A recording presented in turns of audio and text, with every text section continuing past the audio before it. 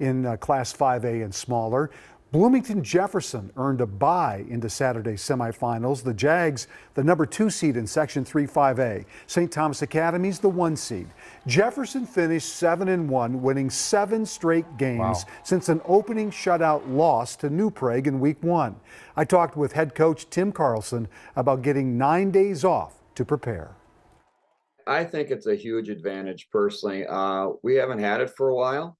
Last time we did was 2014 when we went to the state tournament. We've been dealing with a lot of illness. We missed 9 kids last night's game for just illness, flu type stuff. So just to get everybody healthy, I think it's a big advantage. It's tough going Wednesday, Tuesday, Saturday for anybody. So yeah, the bye is very, very welcome. How would you describe your team? Well, we have a lot of seniors and a lot of seniors that have really grown up in our system, really going back to 3rd and 4th grade, going through our camps and youth camps. They've been around me and my staff for a long time, so they know what we do and what we're about. And that's a big thing. Randy, as you know, it's not just about X's and O's, but it's about culture and how you do things and doing things a certain way. And they know that. And now they're leaders on this team, and it's kind of nice. You get to turn a lot of things over to them to lead, and that's what they've done, and they work hard, and it's been a lot of fun. Isn't it crazy how things worked out that maybe your last game at Bloomington Stadium would be a playoff game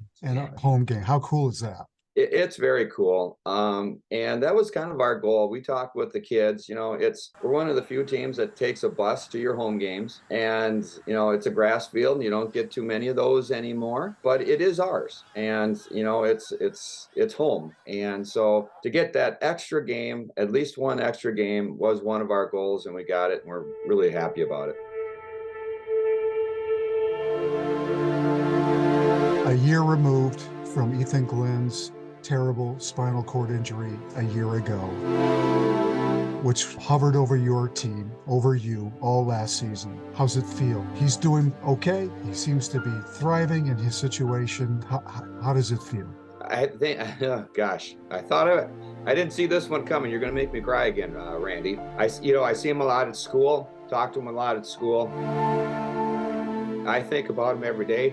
I got his bracelets on. He's got a lot of his good friends who are sophomores that are playing with us, and it's fun to see him at games. But it's something I've mentioned to you before. It has changed me as a person, changed me as a coach, it changed me as a father.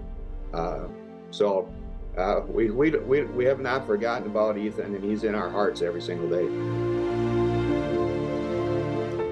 Pretty cool to see Ethan at the Vikings game. With some of the players, Justin Jefferson signing a jersey for him and that kind of thing. I know some of the football players that Ethan played with that are now sophomores are part of the varsity team and are getting an opportunity with Tim Carlson and that group. But it's been an interesting year for them in more ways than one. But boy, they are sure showing up on the football field this year. They are, and it was very dramatic, the change in expression on Coach Carlson's face when you talked to him, asked him about Ethan Glenn's spinal cord injury. But I loved how he was able to be transparent and humble when he says, it didn't just change me as a coach, it changed me as a person and as a father. That says a lot.